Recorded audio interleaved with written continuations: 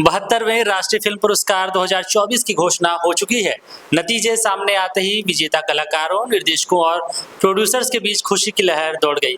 कई सितारों ने सोशल मीडिया पर अपनी पोस्ट वीडियो साझा कर अपनी खुशी जाहिर की। वहीं उनके प्रशंसकों ने भी उन्हें जमकर बधाइयां दी। हालांकि हर साल की तरह इस बार भी पुरस्कारों को लेकर बहस शुरू हो गई है। सोशल मीडिया पर कई फिल्मी प्रेमी हैं जो सवाल उठा रहे हैं कि मंजूमल बॉयज, आड़ू जीवितम, महाराजा, विजय सेतुपति की मेजगन, किष्किंधा कांडम और ऑस्कर के लिए भारत की आधिकारिक एंट्री रही लापता लेडीज जैसी चर्चित फिल्मों को अपेक्षित सम्मान क्यों नहीं मिला।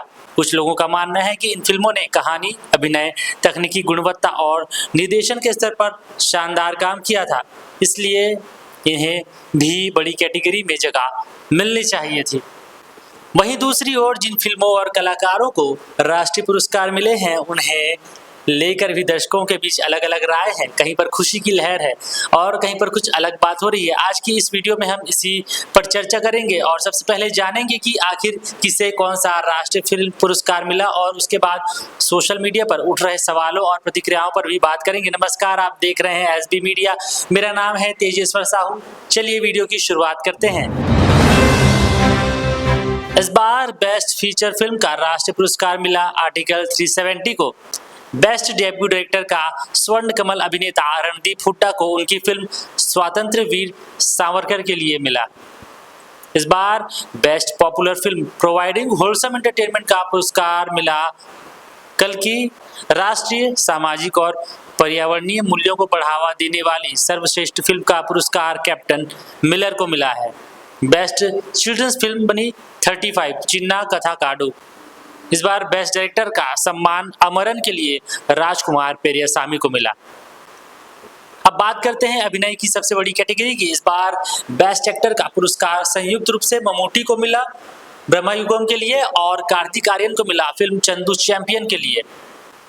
बेस्ट एक्ट्रेस का राष्ट्रीय फिल्म पुरस्कार यामी गौतम ने आर्टिकल 370 के लिए जीता। बेस्ट सपोर्टिंग एक्टर बने संजय मिश्रा, जिन्हें भक्षक के लिए सम्मानित किया गया। बहुत ही शानदार उनका इस फिल्म में काम था। भूमि पेडनेकर का भी काम काफी प्रभावशाली था इस फिल्म में। बेस्ट सपोर्टिंग एक्ट्रेस का पुरस्कार संयुक्त रूप से महाराजा की सचना नमीदास और मिथ्या की रूपाश्री वरकड़ी को मिला। तकनीकी श्रेणियों की बात करें तो बेस्ट सिनेमेटोग्राफी का पुरस्कार ब्रह्मयुगम को मिला। बेस्ट एडिटिंग का सम्मान अमरन ने जीता। बेस्ट साउंड डिजाइन के लिए भूल भुलैया 3, बेस्ट प्रोडक्शन डिजाइन के लिए कल्कि और बेस्ट कॉस्ट्यूम डिजाइन के लिए पुष्पा द रूल, जबकि बेस्ट एक्शन डायरेक्शन का पुरस्कार महाराजा के स्टंट कोरियोग्राफर अनिल अर्जू को मिला। अब बात करते हैं बेस्ट स्क्रीन प्ले की अलग अलग श्रेणियों में। पुष्पा द रूल, स्वर्णगंध सुधीर फड़के और लकी भास्कर को सम्मान मिला। बेस्ट म्यूजिक डायरेक्शन का पुरस्कार आर्टिकल 370 के लिए शाश्वत सचदेव को मिला, जिन्होंने धुरंधर के भी गाने तैयार किए थे। और इस बार भी देखने वाली बात होगी जब 2025 के लिए किनको अवार्ड मिलेगा। और बेस्ट बैकग्राउंड स्कोर का पुरस्कार अमरन के लिए जीवी प्रकाश को दिया गया। बेस्ट लिरिक्स का पुरस्कार मनोज मुंतशिर को मिला फिल्म मैदान के गीत जाने दो के लिए। बेस्ट कोरियोग्राफी का पुरस्कार स्त्री 2 के गाने आज की रात मजा हुस्न का लीजिए के लिए विजय गांगुली को मिला है।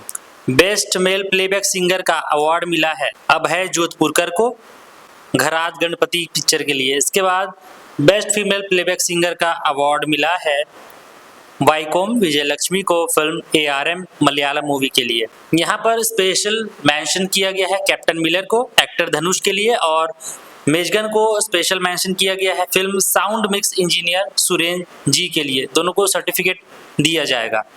अब भाषा आधारित पुरस्कारों की बात करें तो बेस्ट हिंदी फिल्म बनी श्रीकांत, जिसमें राजकुमार राव ने बहुत ही शानदार काम किया था।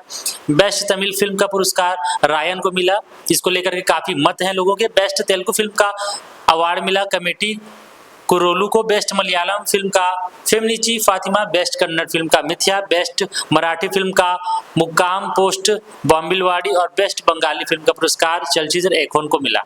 नॉन फीचर फिल्मों में भंगार को best non feature film, Ramnami को बेस्ट डॉक्यूमेंट्री, जबकि आनंद एल राय को स्टैच्यू ऑफ यूनिटी एकता का प्रतीक के लिए बेस्ट डायरेक्टर का पुरस्कार मिला। इसके साथ ही जब पिछले वर्ष इसकी घोषणा हुई थी तो शाहरुख खान को जवान के लिए मिला था, उसके पहले अल्लू अर्जुन को पुष्पा के लिए यह अवार्ड मिला था। तो काफ़ी बात इस पर की गई थी। धीरे धीरे जो राष्ट्रीय फिल्म पुरस्कारों की जो एक विश्वसनीयता रहती थी कि जो कलाकार करेंगे बहुत अच्छा काम करेंगे, क्योंकि आड़ू जीवितम एक ऐसी फिल्म थी जिस पर पृथ्वीराज सुकुमारन ने बहुत ही शानदार काम किया। इस फिल्म को बनाने के लिए काफ़ी मेहनत लगा था, लेकिन वह फिल्म कहीं ना कहीं पूरी तरीके से फिल्म अवार्ड से गायब दिखी। इसके साथ ही मंजूमल बॉयज़ भी इस लिस्ट में कहीं नहीं दिखा। मंजूमल बॉयज़ बहुत ही शानदार फिल्म थी। लगातार कमर्शियल फिल्मों की ओर नेशनल अवार्ड का झुकाव होते जा रहा है, जिसके कारण जो फिल्म मेकर बहुत ही कम बजट में साहसिक फिल्में बनाते हैं, मुद्दों पर फिल्म बनाते हैं, आर्टिस्टिक चीज़ों को लेकर के काम करते हैं, सिनेमैटिक लैंग्वेज को लेकर के काम करते हैं, जिनके कलाकार बहुत दिनों तक मेहनत करते हैं डायलॉग्स को लेकर के, मेहनत करते हैं अपने परफॉर्मेंस को लेकर के।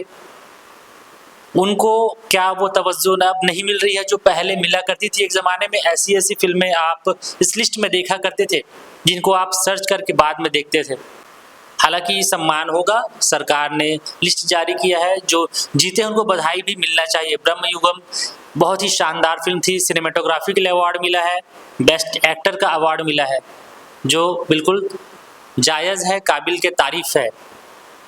तो ये रहे लिस्ट। आपका इस बारे में क्या विचार है? आपको क्या लगता है कि क्या इस बार भी पिछली बार की तरह थोड़ा सा विवाद की स्थिति जो बनी हुई है, क्या कारण इसके हो सकते हैं? इस पर पूरी बात हमने वीडियो बना दी है। आपको क्या कहना है आप कमेंट बॉक्स में बताइए, और ऐसे ही खबरों के लिए इस चैनल को सब्सक्राइब कर लीजिए। मुलाकात करते हैं नेक्स्ट वीडियो में, तब तक के लिए धन्यवाद, नमस्कार, जय जोहार।